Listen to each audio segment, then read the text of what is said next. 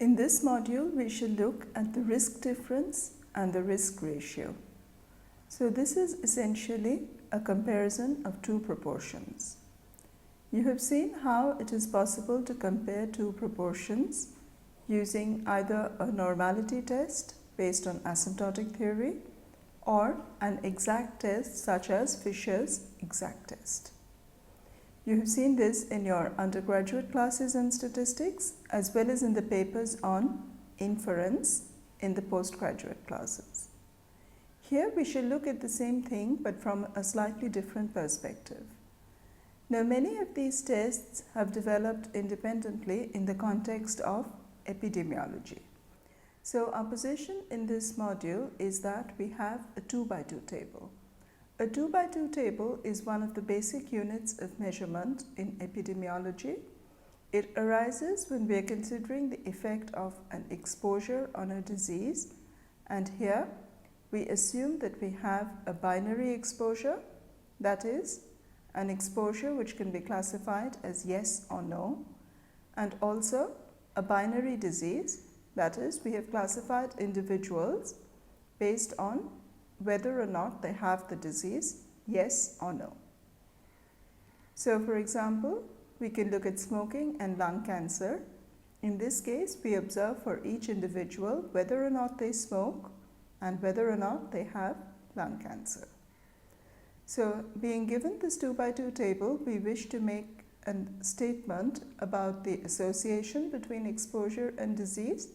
There are various ways of doing this, and in this module, the two concepts which we shall explore in more detail are the risk difference and the risk ratio.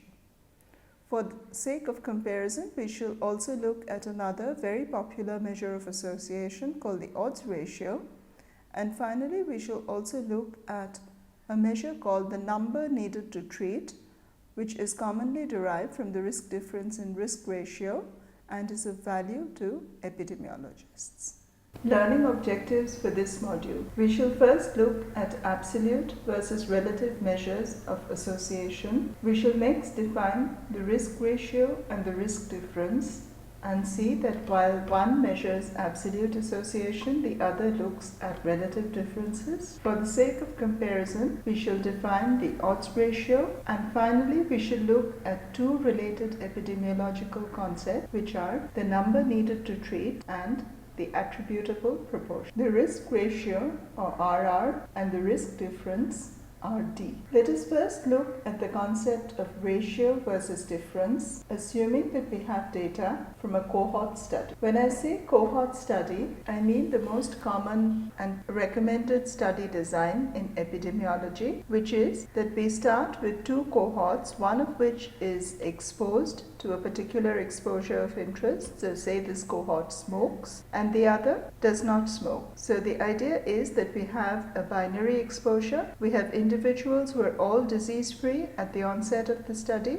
and we're going to follow them up over time to see how many of them develop the disease of interest. So from the perspective of a statistician, we have an exposure which is binary, that is, can be classified as yes or no, and we have an outcome which is also binary, that is, we can classify individuals as whether or not they develop the disease of interest or not. So this is the simplest starting point in epidemiology. Being given this disease, there are two ways to compare the measures of association. So the first would be to form a ratio. That is, we look at the percentage of people or the proportion of people who develop the disease in either of the groups, and we form the ratio of this to compare the relative disease occurrence in the two groups. Alternatively, we could look at the difference. That is, we find the proportions which develop the disease in the two groups, and instead of dividing the proportions one by the other, we look at the difference of the two proportions. Now, the two measures will convey different information and are used for different purposes,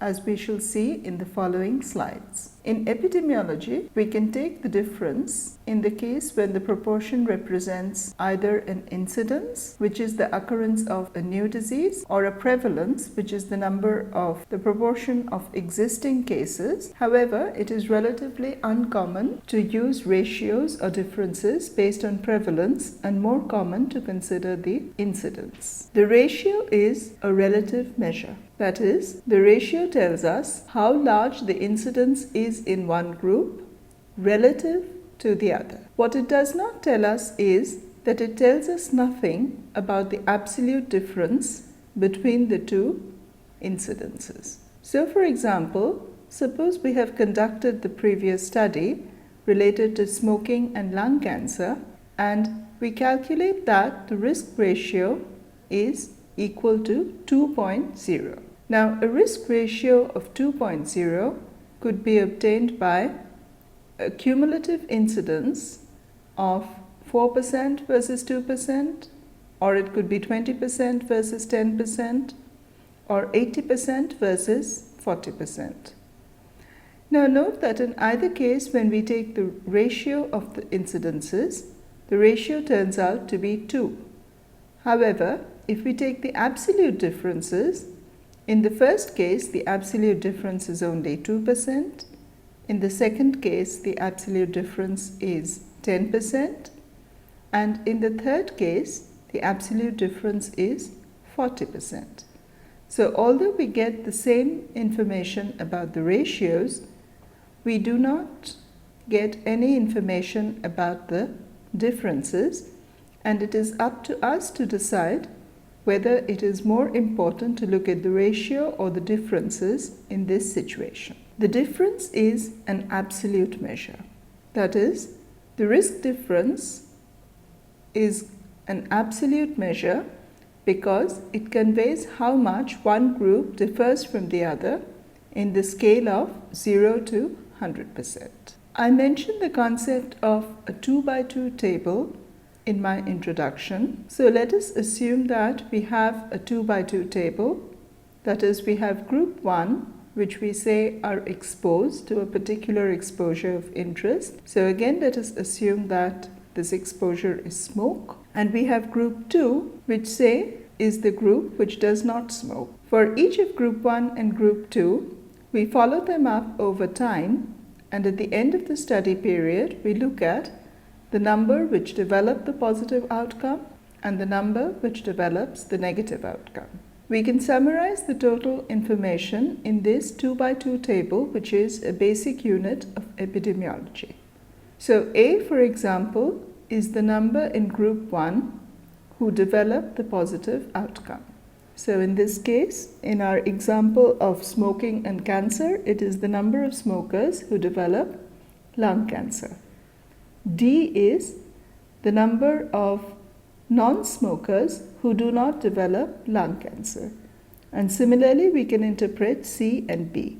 So here we have a 2x2 table, and we can also see the marginal frequencies A plus C, B plus D, A plus B, C plus D, and so on. The total sample size is A plus B plus C plus D individuals who have been followed over time. Having been given this table, we wish to compare group 1 and group 2 in terms of the chance of developing the positive outcome. So again, if we go back to our example of smoking and lung cancer, we would want to see if the incidence of lung cancer is different for smokers and for non-smokers. The title of this slide is Relative Risk, Risk Difference, and Odds Ratio, and these are just 3 of the measures which we can do to find exactly this. The relative risk for the preceding table would be given by RR equal to A by A plus B by C by C plus D. So A by A plus B is the proportion of people who experience the event in group 1. C by C plus D is the corresponding proportion in group 2. And A by A plus B divided by C plus D is the corresponding ratio which we call the risk ratio. Now when we compute such a quantity in statistics, we would always want to test for its significance, and for this purpose we need to find the standard error. It turns out that instead of finding the standard error of the RR, it is easier to find the standard error of the log RR, and you can see from the definition of the RR, taking logs would reduce it to the sum and difference of 4 functions. So log of RR is log of A minus log of A plus B plus log of C minus log of C plus D. And we can use the delta method to find the standard error of log RR, which is given by square root over 1 over A plus 1 over C minus 1 over A plus B minus 1 over C plus D. Now note that because we have assumed that group 1 and group 2 are independent, the proportions A by A plus B and C by C plus D are also independent, and hence there is no covariance term. Thus, when we implement the delta method, we just need to implement the univariate and not the multivariate form of the delta method.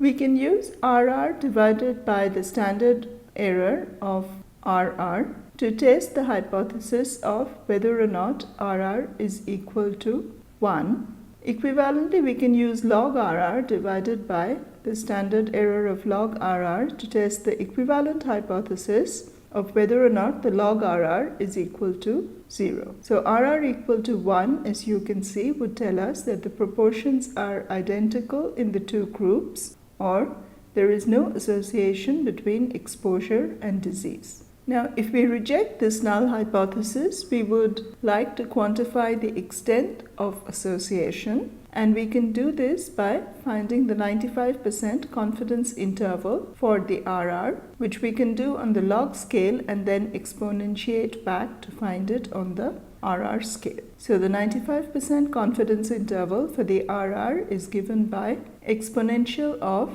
log RR minus 1.96 into SE log of RR to exponential log RR plus 1.96 into standard error of ln RR, where RR and the standard error of log RR are as given in the previous two lines. The risk difference in this case is given by RD equal to A by A plus B minus C by C plus D.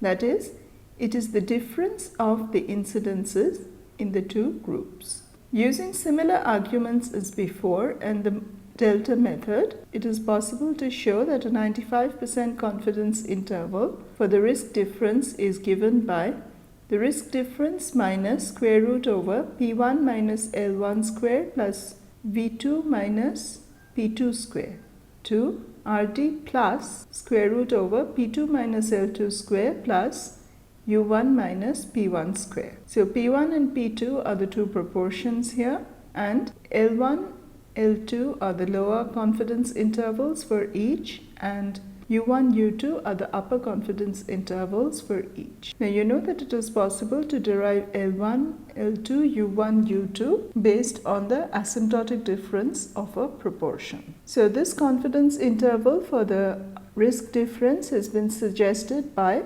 Armitage et al. A difference standard error proposed by Deeks and Higgins is of the form standard error of RD equal to square root of AB by A plus B cubed plus CD by C plus D cubed. This standard error is popularly used in meta-analysis. For the sake of comparison, another very common measure used in such tables is the odds ratio. The odds ratio in this case is given by OR equal to A by B by C by D, which we know will simplify to OR equal to AD by BC. As before, we can take the log of the OR and see that log of OR is equal to log A plus log D minus log B by log C. Using the delta method, it is possible to show that the standard error of log OR is given by the symmetric form, which is square root over 1 over A plus 1 over B plus 1 over C plus 1 over D. As before, we can use the OR divided by the standard error of the OR to test the hypothesis H0 OR equal to 1, that is, there is no association between exposure and outcomes. Equivalently, we can use the log OR divided by the standard error of log OR to test the hypothesis of the log OR is equal to 0. If we reject the hypothesis, then we want to construct a confidence interval for the OR, and as before, the 95% confidence interval is given by exponential log OR minus 1.96 into standard error log OR to exponential log OR plus 1.96 standard error log OR, where the standard error of log OR is square root over 1 over a plus 1 over b plus 1 over c plus 1 over d as given in the previous line on the slide. A couple of notes. One, as you have seen in any exercise on the frequency chi-square, that there are problems to the standard asymptotic assumptions in cases when we have 0 or near 0 values in any of the cells. So in the case where we have 0 values or near 0 values, a common practice recommended by Deeks and Higgins is to add 0.5 to all the cells A, B, C and D. Such tables often arise in meta-analysis, that is, studies where we have a large number of studies of the same disease association and we wish to combine them to get one summary measure of association. In such studies, usually any study where A equal to C equal to 0 or B equal to D equal to 0, these are excluded from the meta-analysis. For more, you are reference to Higgins and Green. A number of references for further details on the use of the risk difference, risk ratio, meta-analysis and so on. The first is the book on practical statistics for medical research by Chapman and Hall by Altman. The second is to the very common book,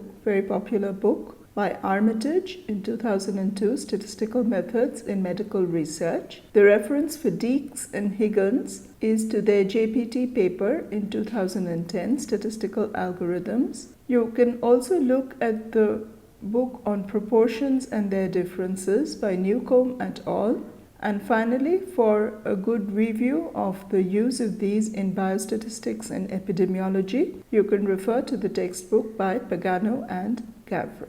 Let us next move on to an illustration of the uses of relative risks, odds ratio, risk difference, and the number needed to treat, which is a related epidemiologic concept, using a review paper by Tripepi et al., which appeared in Kidney International in 2007. So one of the motivating examples which has been presented in this paper is the 2x2 table, which looks at two groups. One group which was randomly allocated to a drug called Rampiril and is given in the first row of the table, and the second is a comparison group which is randomly allocated to placebo. Both groups were followed over time, and in the first group there were 4,645 subjects, in the second there were 4,652. They were followed over time, and it was found that in the first group 651 developed cardiovascular events, while the remaining 3,994 did not develop any cardiovascular events at the conclusion of the study. In the second group, 826 developed cardiovascular events and 3,826 did not develop any such events. If we calculate the corresponding proportions, we can see that the proportion of patients with CV events in the Rampiril group turns out to be 0.14 or 14%, and the proportion of patients with CV events in the placebo group is 0.18. The risk ratio is thus 0.14 by 0.18 equal to 0.78, suggesting that Rampiril is protective against cardiovascular events. To see if this difference is statistically significant, we can find the standard error and conduct the tests of hypothesis indicated in the previous slide. Now note that this table arose from a cohort study. So once more, interpretation of the risk ratio. Firstly, it suggests that patients treated with Ramperil had a lower risk than untreated patients, as the risk ratio is less than 1. The drug induced a 22% decrease in the risk of CV events. So risk ratio of 0.78 implies a decrease of 1 minus 0.78, which is 0.22 or 22%. If we calculate the 95% confidence interval, it is possible to show that this is given by 0.7 to 0.86. Another common class of studies which is somewhat logistically simpler than a cohort study is the case control study. So here we are looking at cases which are people who have AV fistula thrombosis, and controls, which is people who do not have AV fistula thrombosis.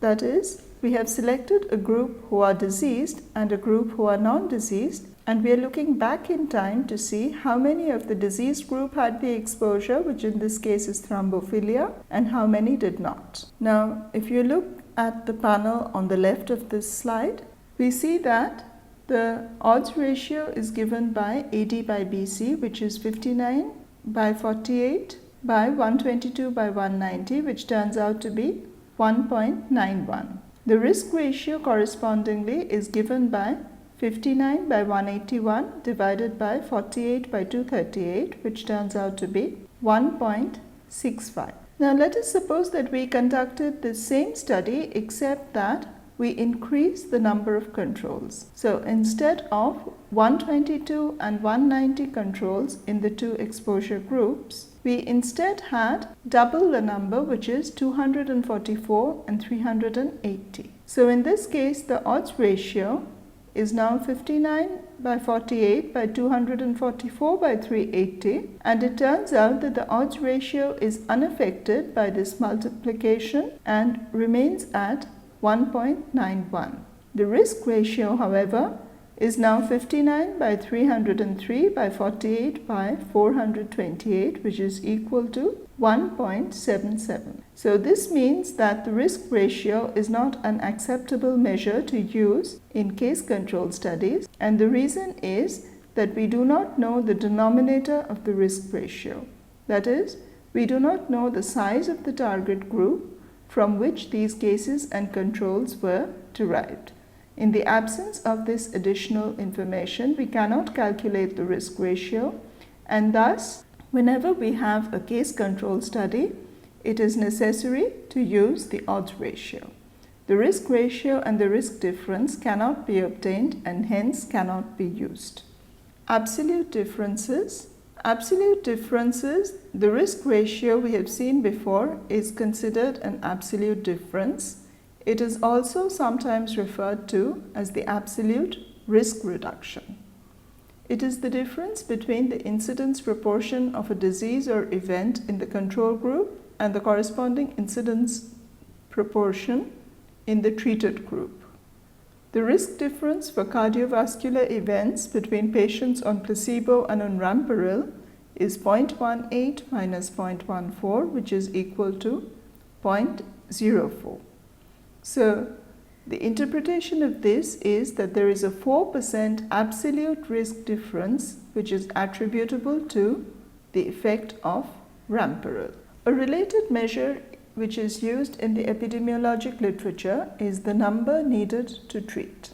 So this is derived as follows. On the basis of the risk difference, it is possible to calculate the number needed to treat, that is the number of subjects we would need to treat with Ramperil to prevent one adverse event, which in this case is a cardiovascular event. Note that the inverse of the absolute risk difference is 1 over 0.04, which is equal to 25. The interpretation of this is that we need to treat 25 patients with Ramperil to prevent one cardiovascular event in 5 years. The inverse of the risk difference thus is interpreted as the number needed to treat. The obviously ideal value for the NNT is 1, which would be obtained if the difference was 0. That is, if the risk in one group was 1 and the risk in the other group was 0. This is, however, just the ideal situation and is used as a benchmark. The importance of the NNT is that it presents information on the risk difference in a way which gives clinical relevance to the data. So if the number of events had been 65 in the Ramperl group and 83 in the placebo group, the NNT would have been 250 while the RR would have remained unchanged. So the NNT is more responsive to the number of events. Another related measure is the attributable risk. The attributable risk is the portion of the disease incidence in the exposed that is due to the exposure. That is, the incidence of the disease in the exposed that could be eliminated if the exposure were eliminated. It is measured as the risk or incidence in the exposed minus the risk or incidence in the non-exposed. Often we prefer to use this in the form of a percentage.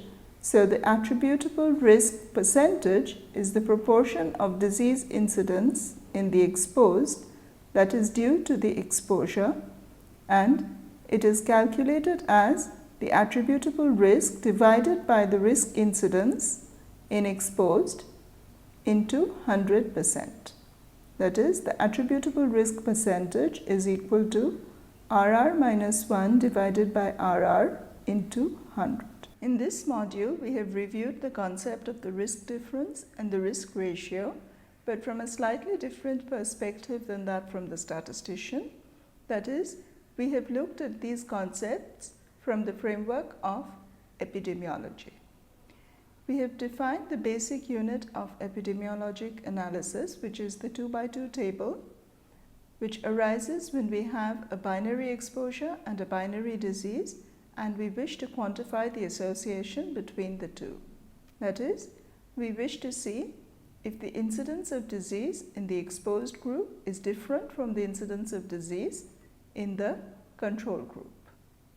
It is possible to do this in several ways. We can look at absolute differences in the exposure, in the incidence in the two groups, or we can look at relative differences. Accordingly, we define the risk difference as an absolute measure of incidence, or we can define the risk ratio as a ratio measure of comparison. So we have defined these two measures, seen how to estimate these from the tables, and in fact the estimators which we have presented are maximum likelihood estimators. We have seen how to perform statistical inference based on these measures using wall tests and standard errors which have been derived using the delta method. We have also seen how to derive confidence intervals, and I have pointed you to several references should you be interested in further details on this.